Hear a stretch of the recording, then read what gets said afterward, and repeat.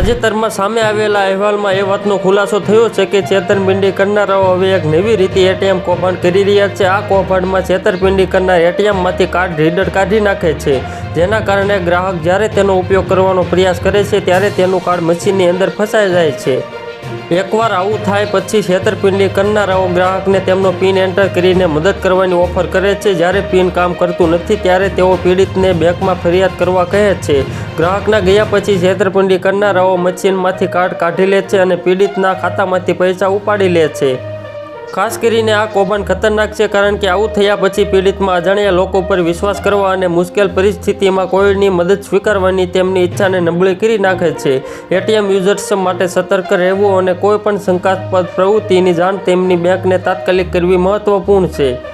તેઓ મશીનમાંથી card reader કાઢી નાખે છે, જેના કારણે ગ્રાહકનું કાર્ડ અંદર ફસાઈ જાય છે। સ્કેમર્સ પિન નંબર માંગીને મદદ ઓફર કરે છે અને પછી તેને અસફળ રીતે દાખલ કરવાનો ડોળ કરે છે।